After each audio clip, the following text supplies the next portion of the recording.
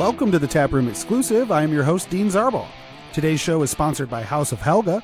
Are you a brewery looking for some vibrant, stunning artwork to slap on that freshly bottled or canned beer? Or maybe you're starting a brewery and need help coming up with a logo. If so, contact House of Helga for all your design needs. They've worked with Masthead, Streetside, and yours truly here at the Taproom Exclusive. You can check out Kyla's entire portfolio of incredible work at houseohelga.com. On today's show, I chat with Fatheads Brewery's Danny Young about their holiday beers, Holly Jolly and Pimp My Sleigh. But first, a taste of what's going on in the craft beer world with this week's Tasting Glass, brought to you by Northeast Ohio Craft Brewery News.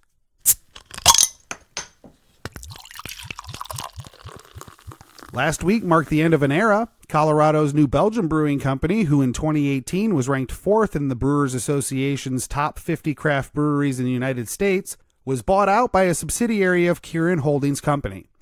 The deal is still pending approvals by regulators and New Belgium's employee stock ownership plan, but it is expected to close by the end of the year. The industry is changing before our eyes, and it'll be interesting to see what the craft brewing landscape looks like come this time next year.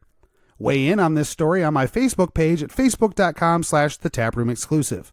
According to our friends at Northeast Ohio Craft Brewery News, Boardman, Ohio, home to one of the best bottle shops in Ohio in vintage estate wine and beer, is finally getting its own brewery. Steel Valley Brewworks will open in Southern Park Mall, according to Sarah Mercer from WKBN 27 in Youngstown, Ohio. Read all the details in Sarah's article on WKBN.com. Mark Fisher of WHIO.com is reporting that Lock 27 Brewing Company is looking to expand for the second time. The Centerville Brewery opened a larger Dayton location recently and is preparing to bolster their distribution by building a corporate headquarters. For more information on this story, check out WHIO.com. This year, Black Frog Brewery in Holland, Ohio is sponsoring a family for Thanksgiving and Christmas. The father of the family they are sponsoring lost his leg in a workplace accident. For Thanksgiving, please consider donating gift cards from Meijer, Kroger, Walmart, Cracker Barrel, Bob Evans, and Boston Market so that the family can enjoy a good Thanksgiving dinner. The children love ravioli and Kraft mac and cheese. You can also get laundry detergent along with high-protein dog food donations for the family's 3 dogs, and that would also be appreciated. Black Frog will also have a Christmas tree set up at the brewery, and you are invited to stop by the brewery to pick a name and an item to purchase for the children for Christmas. Those items are also listed on the December flyer on the Black Frog Brewery's Facebook page. Please help Black Frog Brewery help a family in need this holiday season. And that's all for this week's Tasting Glass. My interview with downtown Danny Young from Fatheads Brewery in Middleburg Heights, Ohio is up next. Welcome back to the Taproom Exclusive. I'm Dean Zarbaugh. I'm here at Fatheads Brewery in Middleburg Heights with Danny Young. We are now into the seasonal. You guys put out 2, which is nice, around this time of year. You got Holly Jolly, which is a traditional, quote-unquote traditional Christmas ale. It's an American Christmas ale. And and you guys do Pimp My Sleigh, which is a Belgian strong ale. Yeah. So obviously Holly Jolly, we know where the name comes from. Yeah. Where did Pimp My Sleigh come from? Pimp. I asked around. Nobody could it just really give me it. Yeah. That's so I'm funny. pretty sure it was just Matt and then our one of the founders, the owner who opened up Fatheads in the South Side in Pittsburgh. His name's Glenn Benigni. I'm sure just one day Matt and him were sitting around doing nothing and wanting to make this beer. And was trying to come up for a name for it, and I'm sure it just popped into one of their heads and stuck. Yeah, it's pretty funny. That's got to be the fun part, is just the naming of everything. Oh gosh, yeah. I've been trying to come up with stuff, and it's like it's ridiculous. Sometimes you're like, it might work, and then when the opportunity comes up, you're like, oh no, it won't work. Especially now, like some of the names that you hear are just absolutely ridiculous. They're crazy. There's so many like movie quotes, right, and stuff. It's like a lot of them just seems like I found there's nonsense. A brewery. They have to be in Pennsylvania. I would hope they are. They're just doing like It's Always Sunny beers. Oh really? Like they have that's hilarious. Like Rum Ham or something like that. There's one that's called Rum Ham. They did one that's acquiring mass. From when Mac was getting fat. I'm acquiring mass. I'm acquiring mass. I have to find the picture because it's him Yeah. Like the fact, like the with the Wife A shirt beater, with the wife yeah, beater, yeah. and it's like behind him, it's done as like a church glass stained window. Oh, that's so funny. So he's like it's encased so in a. funny. That's hilarious. But yeah, so naming dude, some of the beers, it's fun. It can be great. And so, talk a little bit about the differences between Holly Jolly and Pimp My Sleigh. How do those two differentiate yourself? Because you don't see a lot of breweries put out two different styles and distinct styles. There's some of like them, that. but no, not too many do. Normal or a lot of the times people will stick with the one seasonal, and that being the more Americanized Christmas ale. So it's an ale. It's a sweeter malt, and then with that, there's a lot of adjuncts that are put onto it, all of which we actually buy fresh and grind in-house before we get them into the beer. Yeah, so we have a big cooler. I mentioned, I think, in episode 1 how big the facility was, 75,000 square feet. Our cooler itself is 10,000 of that. So that's where we keep all of our hops and all of our raw ingredients. So in Holly Jolly, we have cinnamon, ginger, nutmeg, like I said, all of which are ground in the cooler before we put them directly into the beer. So those are some of the things that you're going to get out of Holly Jolly. I think cinnamon leads a little bit without being too abrasive or overly spiced. It's definitely ushers the beer to being more crisp, more so than the ginger, the nutmeg does. The ginger is definitely prominent in last year's, which I liked. I think we stepped it up a little bit on the ginger, and it was great. Where as opposed to Pimp My Sleigh, the base beer itself is different. So you mentioned it. It's a Belgian strong ale, Belgian dark ale. It's a bigger boy. It comes in at just over 9%, or at 9%. And this one, you're going to get similar. It has a similar phenolic profile to it with the spices, but also you're going to get the Belgian's going to come through and shine on it. So you're going to get, a little bit of that Belgian spice, and you're also going to get a lot of the your darker fruits too, like your figs and your dates, maybe some plums in there. So yeah, they're two different beers, but subsequently they both fit the bill for the seasonal and for the time of the year. You were mentioning like Holly Jolly's sort of that Americanized version of a Christmas ale. Would Pimp My Sleigh be more of a quote unquote traditional style? I think so. Yeah. I don't think that I could speak to it as knowingly, but if I had to imagine, or from what I've talked with my colleagues with over that, yes, it is. Certain spices and things that are in beer now weren't always in beer, obviously. But that's development. So the Pimp My Sleigh being what it is, and the base beer being a Belgian strong ale with some additives into it, some enhancements on it that fit the bill of Christmas. Yes, I'd say it's much more traditional. Just especially the style in itself. A Belgian style is much more traditional than that of an American ale with adjuncts on it. So I would absolutely. Pimp My Sleigh is it's a more traditional, time honored, and I prefer that. The Belgian styles, especially in the Christmas era or in the Christmas time. Holly Jolly is my favorite Christmas ale. Obviously, I'm a little biased. I'll go through a few of those every Christmas, but there's nothing like sitting down, especially at my father's house. We have a wood burning stove in the living room, and sitting in front of that with a Pimp My Sleigh is something of magic for sure. It warms you up. It gives you that nice warm feeling inside. It is. It's got the booze backbone on it, and definitely. It's one of my favorites just because it's different than a lot of what everybody else is putting out in that category. And don't get me wrong, I liked my spiced ales. Oh yeah, for sure. Especially at that time of year. I love Holly Jolly. Me too. And so nothing against them. Yeah. But what's weird for me is it took me a little while to gravitate towards that category. Okay. Like when I first tried Pimp, it's not a badly made beer. No, it's just it didn't strike my palate. Belgian. Right. And so I was educating my palate. Yeah. And that was what I had to do. Is I took it and I was like, okay, I get some of the stuff, and I like some of this. I get some like a little bit of clove and stuff in there, that Belgian. And I'm like, I like some of this stuff, and I just kind of had to take it a little bit at a time. Yeah, definitely. I think there's that sort of connotation where people take a beer and maybe they don't like it, and then you just automatically say it's a badly made beer, and blah, blah, blah. And I think that people need to take a step back and say, well, is it a very well-made beer, or do you just not like it? And so that was my thing, but it's evolved so much, and now I have usually a case or so a year. Yeah, around. definitely. Me too. It's definitely one to. I know every year I'll buy a 4-pack of Pimp My Sleigh, and I'll keep it in my fridge or in my cellar. And I'll have one every 3 months to see how the beer develops on itself. It's really interesting to see the complexity and depth of that beer. It's beautifully made. What's the longest you've ever aged yours? Personal, obviously, not. So I drank one. Probably 13 months. Oh, wow. Yeah, so I think I bought it early December and then had it at New Year's Eve. Oh, okay. Next year. So, nice. Yeah, just over a year. Wow. It's beautiful. How would it that does. change It changes completely. It's indescribable, really. And it will be from batch to batch how a beer develops. Obviously, you need to store it properly. You need to have proper temperature on it and light exposure, especially if it's gonna be in the bottle like it is. You got to take care of the beer in order to get it to that 13 months and tasting good. But it's interesting. All those aspects of the beer that we've been talking about, they marry together. It's crazy. You have to do it for yourself. I'm gonna have to do that this definitely. year. The problem with awesome. me it's is really cool.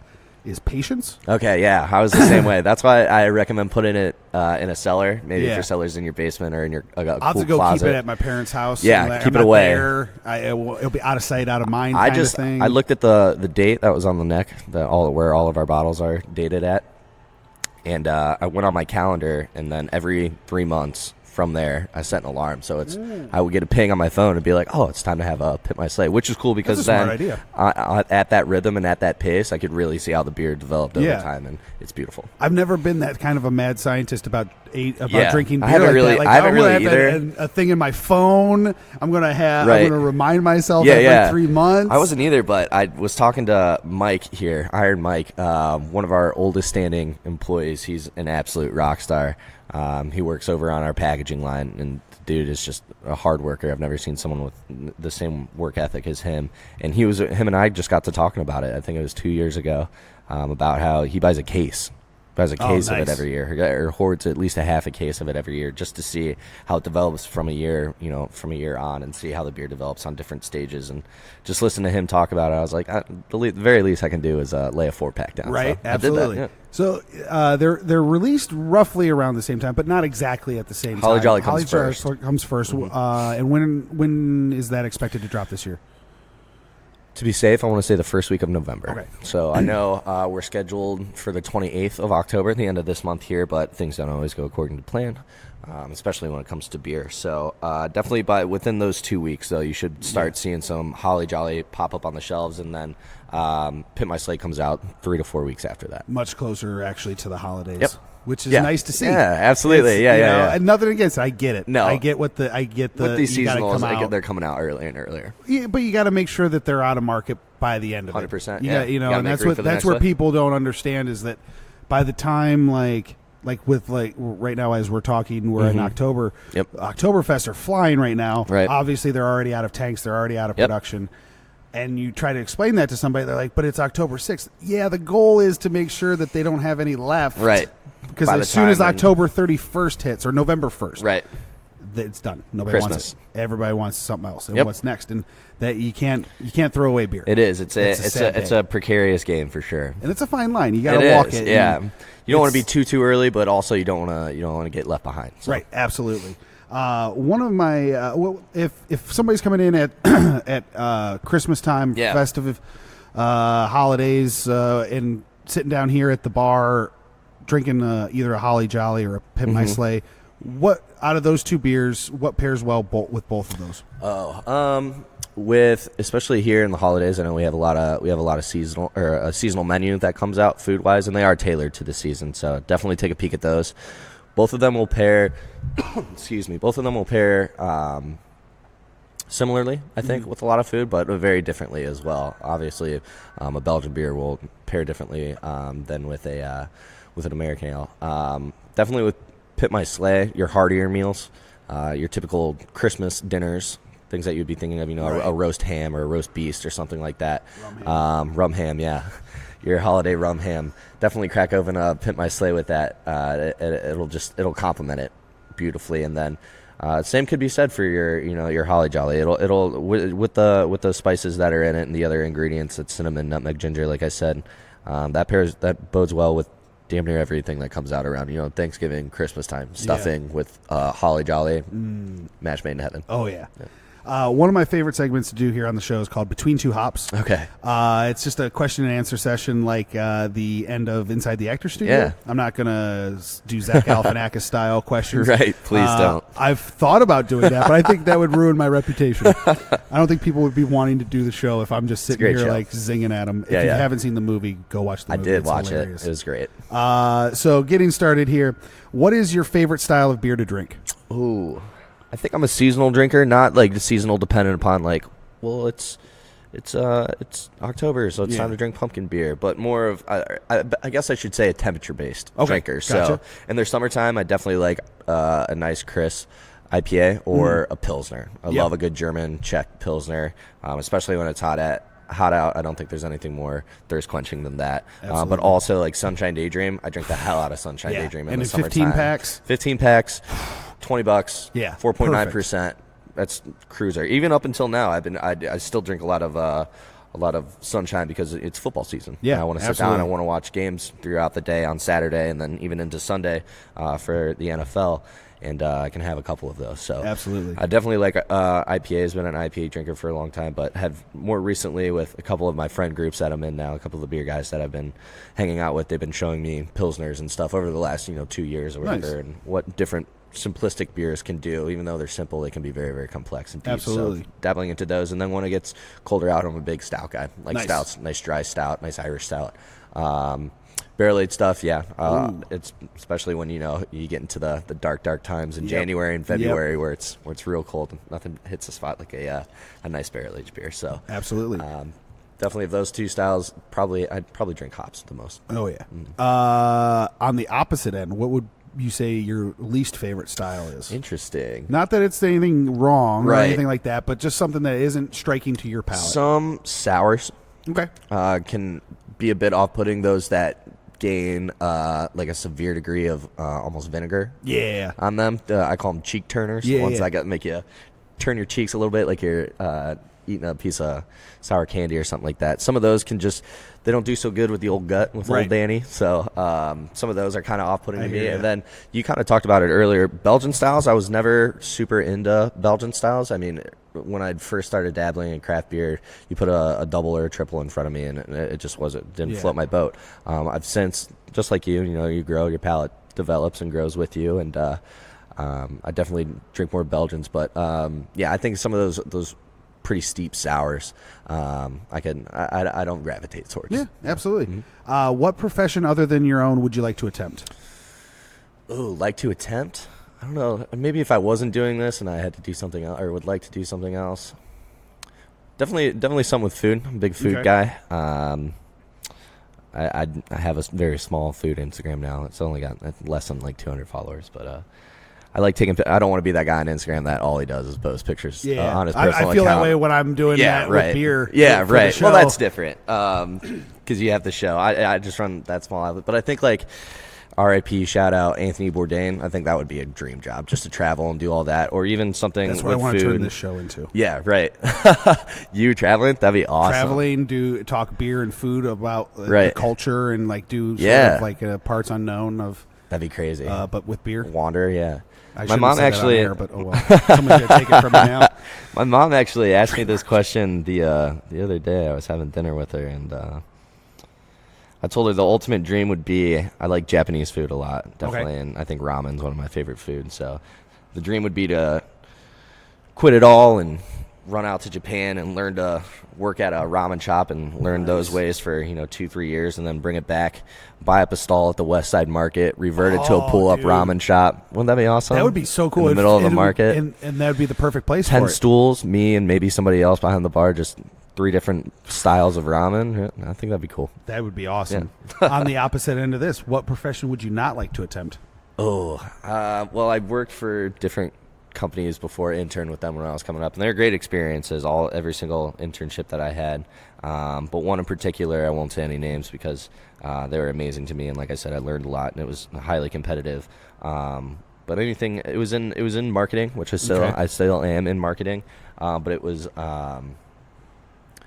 It was basically a job that you had to sit at a desk. Yeah. For Okay. 10 hours a day. Not fun. I really enjoy people. I really enjoy, the autonomy over my days and being able to dictate where I go and what I get to do and who I get to talk to and who I get to work with and strategize with about beer. And with that, I'm up and I'm driving and I'm walking and speaking to, 15 to 20 different people a day. And when I was sitting at a desk, I was just going crazy. Oh, yeah. Yeah. It's not fun. No. What is the most interesting trend that you saw in 2019? Now that we're at the end of the year. Right. I've been doing 2018, but now we're yeah. at the end of the year. We got to do 2019. I know, I'm sure it's been talked about before. It might even be from 18 with the glitter. Oh, yeah. That was crazy. Also, just some of the weirder stuff that came from out of state into town. Oh, yeah. There was an eggnog IPA. I didn't see that Yeah, one. it's from Evil Twin, I think. Oh, And maybe I did see that They do one. weird stuff. That's yeah, the other right? known for that. Some of it's good, some of it. I didn't even try it. Yeah. I just think some That, of those. that's not a flavor profile I wanted. Yeah, that and then just some of the crazy milk sugar IPAs. Yeah. Some of the crazy lactose out ones.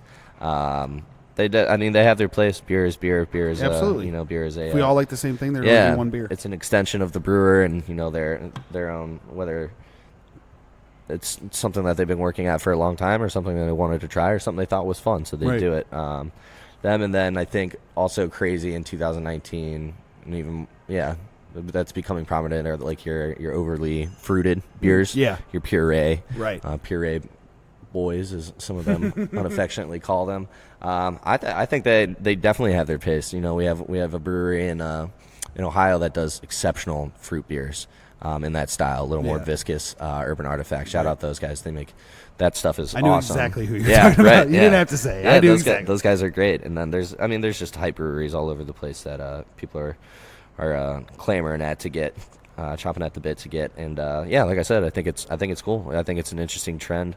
Who am I to say the limitations of beer? Right. I'm just a consumer as anybody else is, and I think it's cool. I mean, like I said, the beer is the extension of the brewer and what he's feeling, maybe what he's not feeling, and I'm down with it all, really. Absolutely.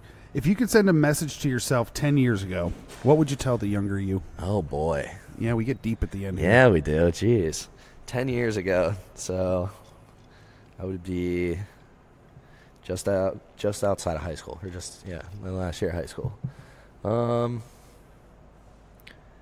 I would tell myself to relax. That's a good one. Relax, dude. I had this notion about, I was going away for school and all that, and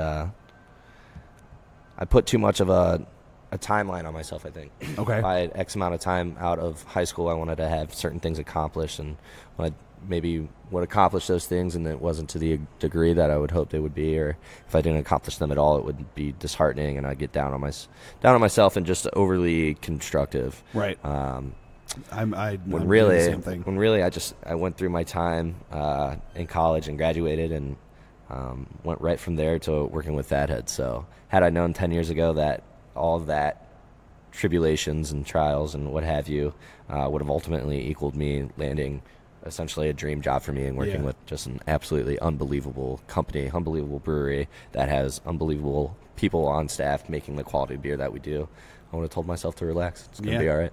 Absolutely.